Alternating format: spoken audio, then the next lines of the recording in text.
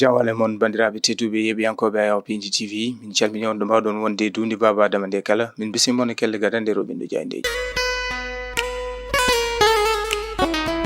alkamisa sappo e joyi lewru mai 2025 bisimilla mon e kelle gadande roɓinde jayndeji pudortoɗen ko jayndi gendire leydi Sénégal ɓe garti koye restructuration des sociétés publiques et parapubliques majoritaires ɓe garti koye ngal pellital ngal hoorejo leydi Sénégal ƴetti fonds de relance va voir le jour ɓe garti koye ɗen koppareji ittaɗe ngam tigi wawde ha joni dangorande ɓen ɓe ganduɗa ko kay tigi goni gollorɗe mawɗe ɗe hani e société parapublique ngam wawde heɓitade ɗumen ngam mbawa ɓamtude golle hani ko yetno ngam ɗum kadi wawa wonde mosul ƴettidde koyete ko lappi ɓamtare faggudu leydi Sénégal ɓe garti koye Sanga Batu on comité interministériel mo ganduɗa ne wayno ngal pellital ƴettama dangorande ɗin société ji mawɗi e yiide Diagne Le Soleil Amadou Hott candidat Banque africaine de développement warti holidde e guinol golle hani e mijoji jumtidde o jogui ɗon ɗo heeɓi on ngal golorgal Banque africaine de développement ene tawi e Diagne Le Soleil Diagne l'évidence ɓe garti ko e yettino to banggue wonande urbanisme et habitat l'état face au défi des bâtiments et du bien-être hoore leydi Sénégal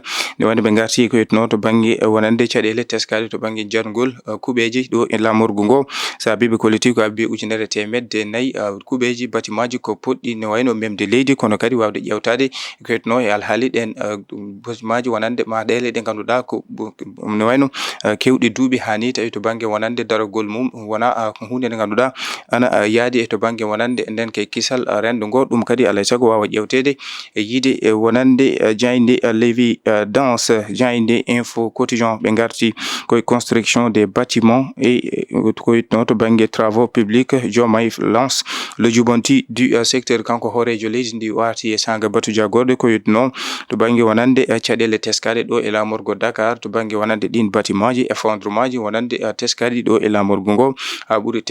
teskade e saaha ndungu kanko hoorejo leydi ndi o arti holide wonande caɗele teskade hen ko nonne kadi nden kay kisal ɓesguji ɗi hani e ko noon to banggue wonande ɓen ɓe ganduɗa ko kay woni golloɓe hen nden kay kisal ɓen ɓe ganduɗa ko yowaɓe ya garta hani e ɗin bâtiment ji poɗɗi memde leydi e yiide e Diagne l'info kono kadi to banggue dosɗe ko ganduɗa ko ɗum reeni kala ko fatuno e mahgol to banggue wonande gueɗe patude ko yitno to banggue urbanisme Diagne Le Soleil arti hen Diagne direct news un pierre deux coups Ousmane Sonko rend visite à Azoura Fall à Rebeuss saabi dillere to banggue hallulaji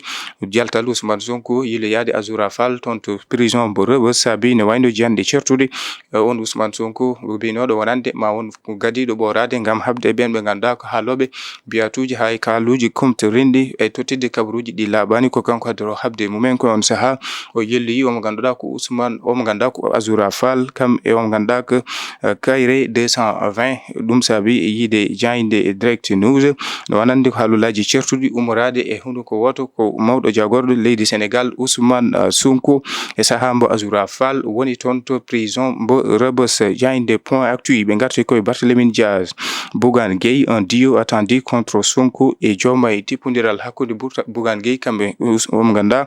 ko Barthélémy Diaz ɗum fuɗɗima ne wayno tabande adinde nde ɓe gadi wadde ko wadde boycotté on dialogue national kono jeyodiral mabɓe toon to lamorgo leydi France Paris toon to yoga e restaurant ji teskaɓe toon hollitama noon jaltal mabɓe kamɓe ɗiɗo to banggue tippodiral to banggue wonande dawrugol maɗum adan caɗele on duo Sonko kam e Diomaye yiide Diagne point actu kono ɓe garti e haalulaji certuɗi hakkude hoorejo leydi ndi e Ousmane Sonko e caggal nde kanko hoorejo leydi ndi jillu makko toon to Côte d'Ivoire waɗi encore des interview on e magazine ganduɗa ko kay tigi woni Africa confidentiel koye on saaha directeur de la communication holliti alay saago ɓe daro ngam habde e on magasin Diagne direct news arti hen Diagne las quotidien ɓe garti koye cancer de la vessie une tueuse silencieuse ɓe garti koye on ñaw biyeteɗo cancer bawɗo yoɓade fitandu AD kono ɓe garti e jillu Ousmane Sonko toon to Rebeuss mo ganduɗa ko yille yaade mo ganduɗa ko Azoura Fall addi wonande haalulaji ɗo e nder leydi Sénégal Diagne las quotidien arti hen tribune quotidien ɓe garti koye dossier Azoura les magistrats ont l'occasion d'affirmer leur indépendance face à la pression de Pastef ɓe garti koye magistrat ji ɗi ganduɗa ɗum ma won masal ko to banggue ko yetno e on dossier mbo Azoura Fall ma ɗum won masul ngam hollide tigui tigui ko yete ko indépendance jeytare mabɓe e saaha noon mo landa Pastef woni wadde pression e ben ɓe ganduɗa ko magistrat en. Le quotidien jayde le tribune quotidien ɓe garti ha joni pas de client halis amul e yiide jayde tribune e saaha tabaski oɗo julde tabaski battiɗo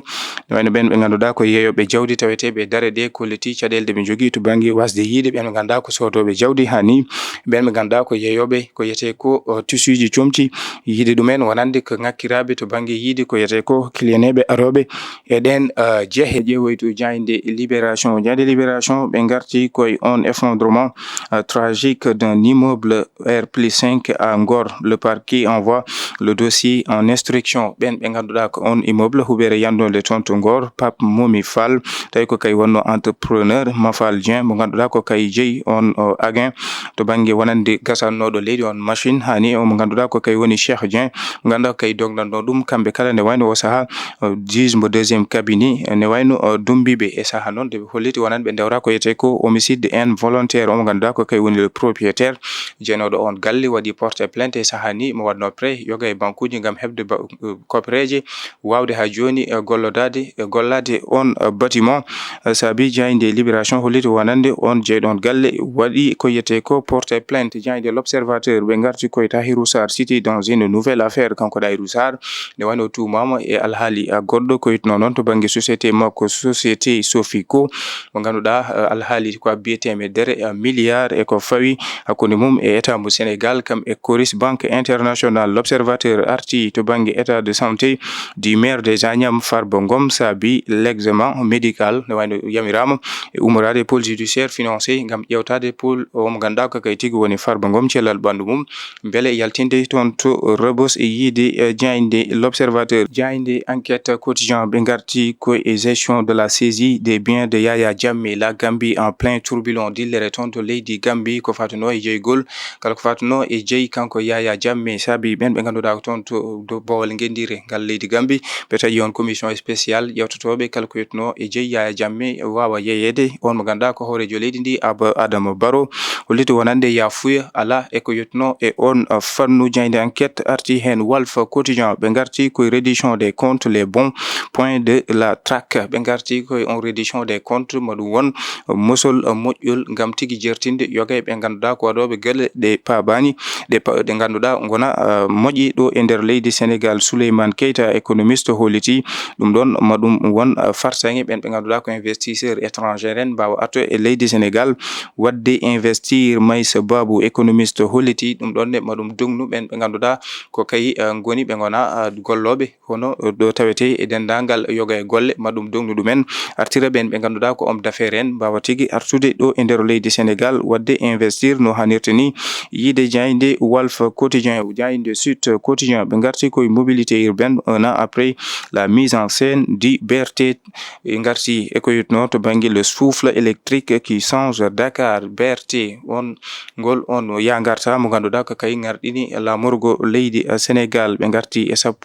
17 million ko kay goni hutiriɓe on BRT e hitande nde ɗo cabanɗe 6 ujunere innama ade ene kutoro BRT ñalawma kala ɓe garti e yiide wonande BRT ko kay tigui garɗini lamorgol leydi Sénégal e yiide jayde Sud Quotidien jayde Le Quotidien ɓe garti koye contrat d'affermage de l'électricité au Congo Sénélec délesté à Brazza ɓe garti koto banggue tippodiral hakkude leydi Sénégal kamɓe Congo Brazzaville to banggue kuɓɓam e saaha mbo jillu omo ganduɗa ko ministre Birame Souleye Diop waɗi jillu mum toon to Congo Brazzaville koye on saaha ni on contrat dewɗo hakkude leydi Sénégal kam e Congo ne wayno taƴa koyno noon e caggal nde pelentuji teska hen e yiide jayde Le Quotidien kono ɓe garti e jillu Ousmane Sonko toon to Rebeuss wiiloyade omo ganduɗa ko Azoura Fall dumbaɗo toon hande o ma huccit e procureur e yiide jayde Le Quotidien. Bandiraɓe tedduɓe yeɓiyankoɓe Ayaw Pindi TV ko ɗum woni komin ɗoɓinnomon e kelle gadande roɓe no jandi e je subaka hande o